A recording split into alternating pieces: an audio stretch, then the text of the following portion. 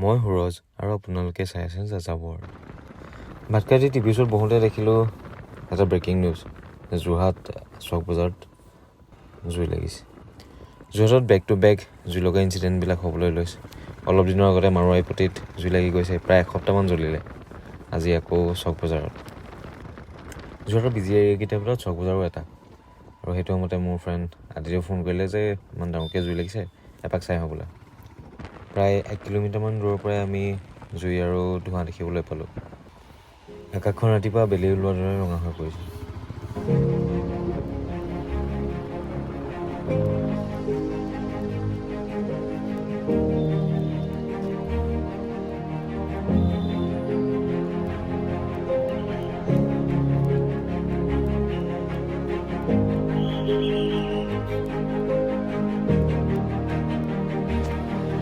জানিবলৈ পোৱা মতে প্ৰায় ৰাতি 9টামান বজাৰ পৰাই জুই লগা আৰম্ভ হৈছিল, আৰু মই গৈ পাওঁতে প্ৰায় বাজিছিল 10টা। তেতিয়ালৈ জুয়ে বহুত ভয়াৱহ ৰূপ ধাৰণ কৰিলে।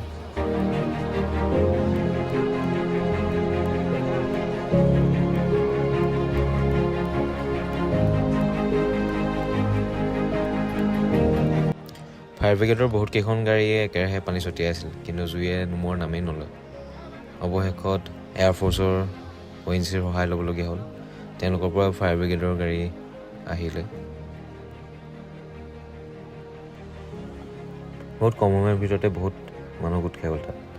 বহুতে আহিছে জুই নুমুৱা চাবলৈ, বহুতে আহিছে নিজৰ দোকানৰ বস্তু সামৰিবলৈ, আৰু বহুতে আহিছে নিজৰ চিনাকি দোকানখন চাবলৈ।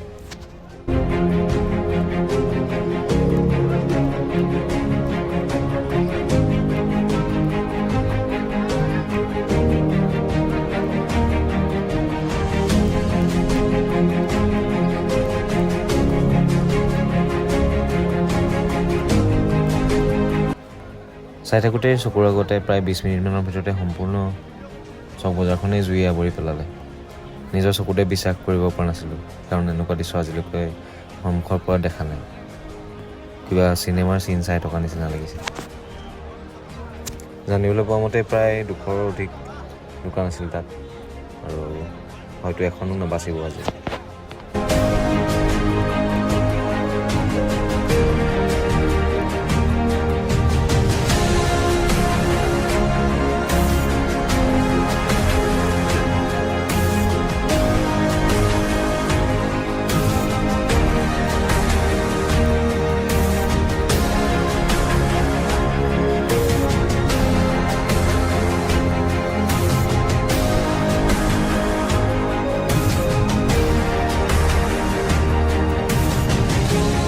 পানী কামত নিদিয়াত ফায়াৰ ব্ৰিগেডৰ গাড়ীয়ে ফোম আনি দিলে, CO2 ফোম।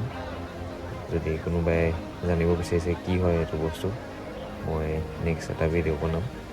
গতিকে জুই ইমানেই বেছি আছিল আৰু ধোঁৱা ইমানেই বেছি আছিল, CO2 ফোম জুয়ে উৰুৱাই লৈ গুচি গ'ল।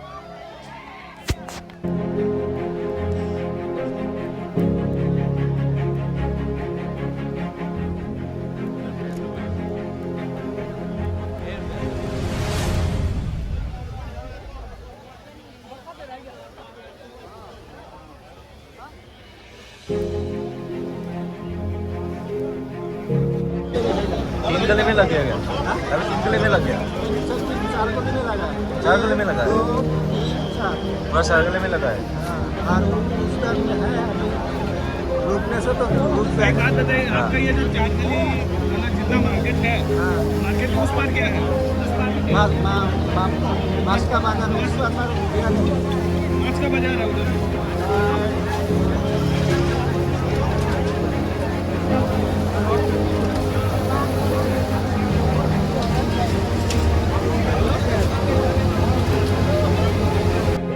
ভিডিঅ'ত হয়তো ভালদৰে ডিফাইন কৰিব পৰা নাই, কিন্তু জুয়ে গৈ এটা ভয়ংকৰ ৰূপ ধাৰণ কৰিছিলে। বহুত চেষ্টা কৰি আছে, ৰেস্কিউ টিম লাগি আছে, তথাপিতো জুই নুমুৱাৰ নামেই নলয়, বৰঞ্চ জুই বাঢ়িহে গৈছে।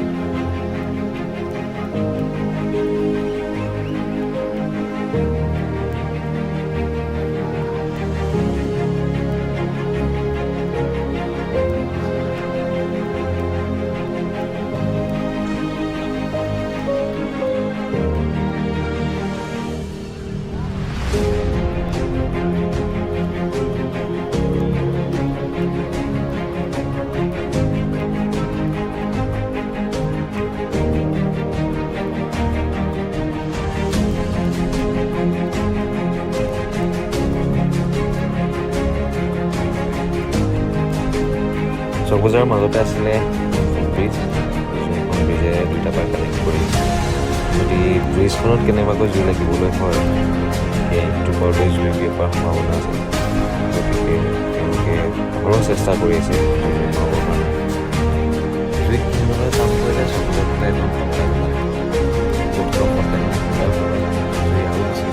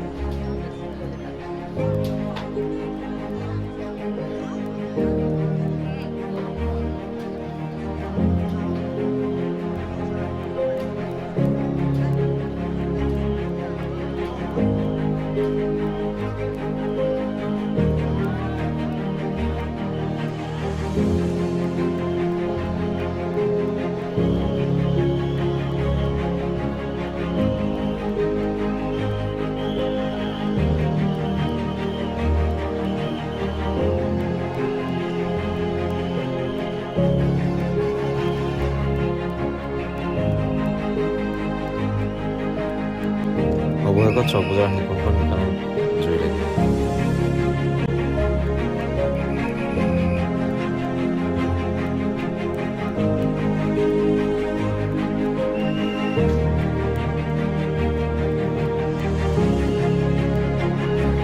জুয়ে ইমানেই ভয়াৱহ ৰূপ ধাৰণ কৰিলে যে জুই আহি ৰাস্তাত পালে। যিদৰে জুই নুমা চাবলৈ অহা লোকৰ সংখ্যা বহুত বাঢ়ি গৈছে। তেওঁলোকৰ বাবে ফায়াৰ ব্ৰিগেডৰ গাড়ী, ৰেস্কিউ টীম বহুত অসুবিধাৰ সন্মুখীন হ'বলগীয়া হৈছিল। গতিকে এনেকুৱা পৰিস্থিতিত যাতে এনেকুৱা চিটুৱেশ্যনত কোনো লোকে তেওঁলোকক অসুবিধাৰ সন্মুখীন নকৰে, তেওঁলোকৰ নিজৰ নিজৰ কাম নিজৰ যাতে কৰিবলৈ তেওঁলোকক স্পেচ দিব লাগে বিশেষকৈ, আৰু নিজেও ছেফ হৈ থকাটো ভাল হৈছে।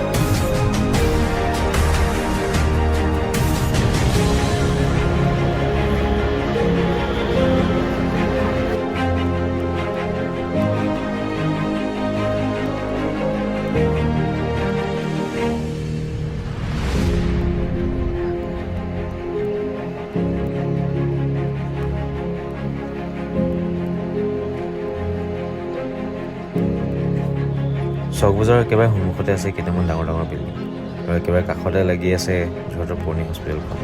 যদি আজি জুই নুমাবলৈ সক্ষম নহয়, যোৰহাটে আজিৰ দিনটো এটা ভয়াৱহ দিন হিচাপে ল'বলৈ সাজু হৈ থাকিব লাগিব। কথাতে কোৱা হয়, জুয়ে ধনী দুখীয়া নামানে। আজিও সেই একেই অৱস্থা চকুৰ আগত দেখিবলৈ পালোঁ। এফালৰ পৰা সকলো কৰি চাই কৰি নিছে। কাৰোবাৰ সপোনৰ ঘৰখন, কাৰোবাৰ সপোনৰ দোকান। আমি বৰ্তমান আছোঁ যোৰহাটৰ মিড পইণ্ট, যাক যোৰহাটৰ হাট বুলি কোৱা হয়, নিৰ্মল চাৰিআলি। আৰু জুই ক্ৰমান্বয়ে এইফালে আগবাঢ়ি আহিবলৈ লৈছে, বাঢ়ি আহিছে। গতিকে জুই যদি নিয়ন্ত্ৰণ কৰিব নোৱাৰে, আজি আমি এটা ভয়াৱহ দৃশ্য চাবলৈ সাজু থাকিব লাগিব। যোনে যেনেকৈ পাৰে নিজৰ ঘৰৰ, নিজৰ দোকানৰ বস্তুবিলাক সামগ্ৰী ঘৰতে দৌৰা-দৌৰি কৰিছে। যিসকল লোকে আমি নিজৰ বন্ধুবিলাক চাবলৈ আহিছে, তেওঁলোকেও হেল্প কৰি দিছে। এয়া দেখিবলৈ পাইছে যিমানখিনি দোকান আছিলে ওচৰ পাজৰ, সকলো দোকান খুলি পেলাই তাৰ ভিতৰৰ সকলো বস্তু আন ঠাইলৈ স্থানান্তৰ কৰা হৈছে, যাতে জুই লাগিলে কোনো ধৰণৰ ক্ষতি নহয় তেওঁলোকৰ। কোনোৱে উলিয়াব পাৰিছে দোকানৰ পৰা বস্তু, কোনোৱে নাই পৰা, তেনেকৈ জ্বলি গৈছে।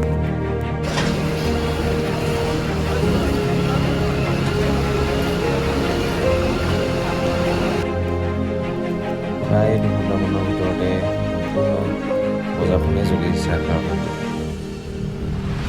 প্ৰায়খিনিতো অধিক দোকান জ্বলি চাই হৈ গ'ল। প্ৰায় 70-80 বছৰৰ পুৰণা দোকান আছে, 70-80 বছৰ পুৰণা দোকান আছে।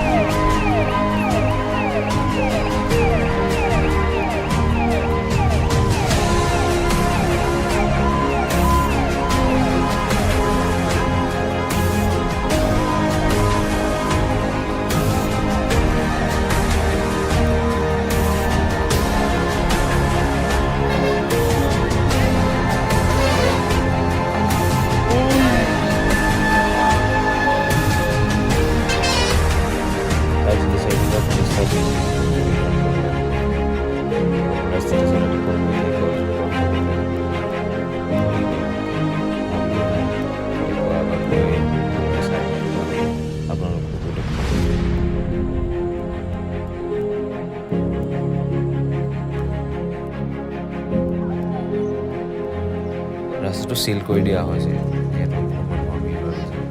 গতিকে বেলেগ এটা ৰাস্তাৰে যাবলৈ চেষ্টা কৰিম আপোনালোকক দেখুৱাবৰ কাৰণে। আমি চক বজাৰৰ পাছফালেদি আহিলোঁ, আৰু পাছফালে কেইটামান পকা বিল্ডিং থকাৰ বাবে বাকী জেগাবিলাকত স্প্ৰেড হ'বলৈ নাপালে জুইটো। পকা ঘৰকেইটাই বচালে। গতিকে চাচোন ভিতৰলৈ গৈ পেলাই কি অৱস্থা হৈ আছে। ভিতৰৰ এখনো দোকান নাই, চব জ্বলি ভস্মীভূত।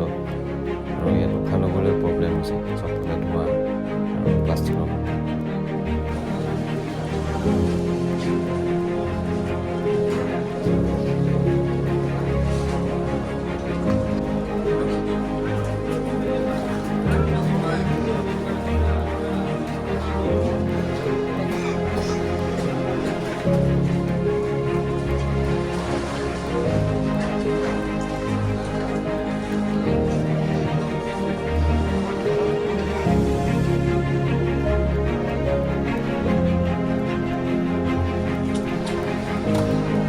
গৰম হৈছে,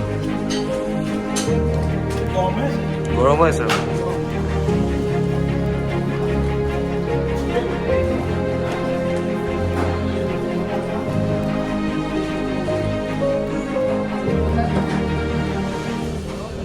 চিলাই মেচিন सब जरूरी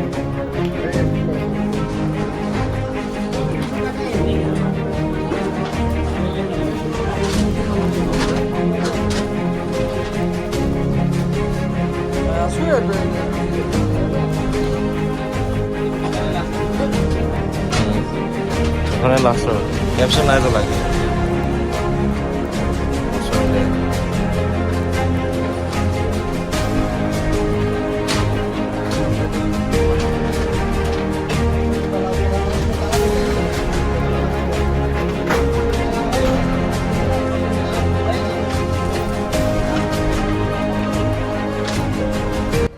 ইয়াতে আছিলে চক বজাৰৰ সৰু সৰু গলিবিলাক, সৰু সৰু দোকানবিলাক, য'ত সৰুতে সোমালে কোনফালে সোমাইছোঁ কোনফালে ওলাম ধৰিবই নোৱাৰোঁ। কিন্তু আজিৰ পৰাই চক বজাৰ হয়তো নাথাকিব, এটা ইতিহাস হৈ ৰ'ব চক বজাৰ।